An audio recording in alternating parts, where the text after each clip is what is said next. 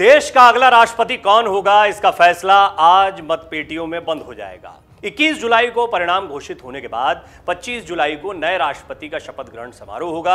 हालांकि सत्तासीन एनडीए और संयुक्त विपक्ष के बीच इस बार मुकाबला काफी कड़ा है। दरअसल दोनों ही ओर से सांसदों विधायकों के वोट जुटाने के लिए मजबूत नेताओं को खड़ा किया गया है। जहां बीजेपी ने जातीय समीकरणों को निष्क्रिय करने के लिए एक आदिवासी महिला उम्मीदवार को उतारकर माहौल को अपने पक्ष में बनाने की कोशिश की, तो वहीं विपक्ष ने मोदी सरकार के सख्त विरोधी यशवंत सिन्हा को प्रत्याशी बनाया, जो कि अनुभव के मामले में काफी आगे हैं। ऐसे में राष्ट्रपति पद के लिए दोनों ही उम्मीदवारों के बीच कड़े मुकाबले की उम्मीद है। अगर द्रौपदी मुर्मू राष्ट्रपति चुनाव में जीतती हैं तो वो राष्ट्रपति बनने वाली पहली आदिवासी महिला होंगी। इस बीच ये जानना अहम है कि दोनों नेता आखिर किन वजहों से इस पद के दावेदार बन गए, दोनों का निजी और सार्वजनिक बैकग्राउंड क्या रहा है, इसके अलावा दोनों ही नेताओं की वजह से ये चुनाव दिलचस्प क्यों हुआ है। पहले यह जान लीजिए कौन है यशवंत सिन्हा और उन्होंने कब शुरू किया था अपना राजनीतिक सफर। यशवंत सिन्हा का जन्म 6 नवंबर 1937 को बिहार के नालंदा जिले के स्थित अस्थावा गांव में कायस्थ परिवार में हुआ था। उन्होंने राजनीति शास्त्र में मास्टर्स की पढ़ाई पूरी की। इसके बाद कुछ समय तक वो पटना विश्वविद्यालय में प्रोफेसर भी रहे।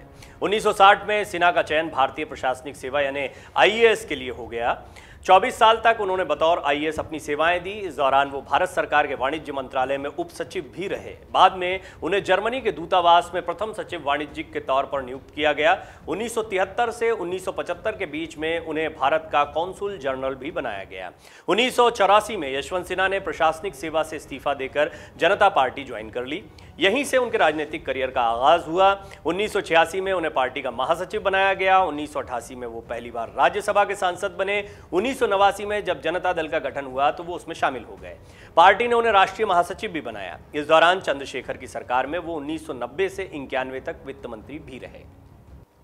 1996 में वो भाजपा के राष्ट्रीय प्रवक्ता बने। 1998 में उन्हें केंद्र सरकार में वित्त मंत्री बनाया गया। इसके बाद उन्हें विदेश मंत्री भी बनाया गया। 2004 में चुनाव हार गए। 2005 में उन्हें फिर से राज्यसभा सांसद बनाया गया। 2009 में सिन्हा ने भाजपा से इस्तीफा दे दिया।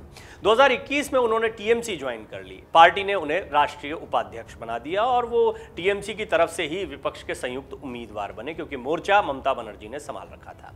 आइए अब आपको बताते हैं विपक्ष ने यशवंत सिन्हा को उम्मीदवार बनाया क्यों। यशवंत सिन्हा का राजनीतिक अनुभव भाजपा से भी जुड़ा रहा है। इन दिनों वो प्रधानमंत्री नरेंद्र मोदी के धुर विरोधियों में एक हैं। ऐसे में उनकी कोशिश होगी कि वो एनडीए और भाजपा में सेंध लगा सकें। इसके लिए वो पूरी कोशिश करेंगे और इसी के साथ ही वो उन दलों को भी एकजुट करने की कोशिश कर रहे हैं जिन्होंने अब तक विपक्ष से दूरी बनाकर रखी हुई थी, जैसे कि आम आदमी पार्टी, टीआरएस और कुछ अन्य छोटी पार्टियों को साथ लाने में उन्हें बड़ी सफलता मिली है। अब हम आपको बताते हैं कि द्रौपदी मुर्मू कौन है और वो कैसे राष्ट्रपति पद की उम्मीदवार बनी है।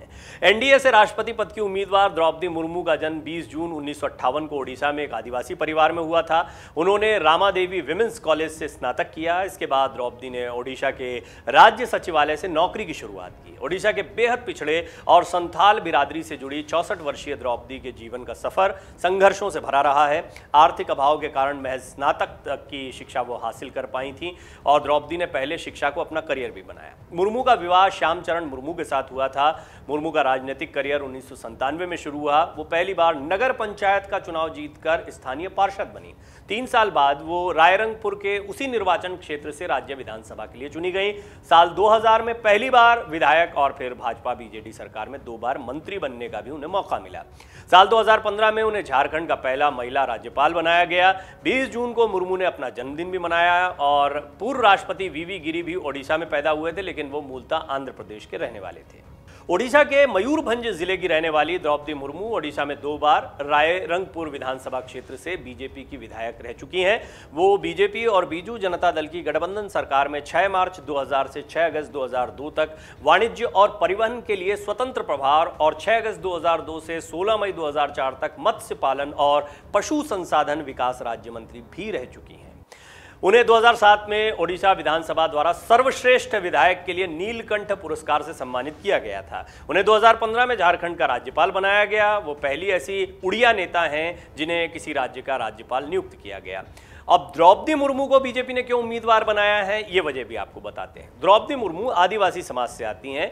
ये पहली बार होगा जब कोई आदिवासी देश के सर्वोच्च पद पर आसीन होगा। इसका संदेश देश के 8.9% अनुसूचित जनजाति के वोटर्स को जाएगा।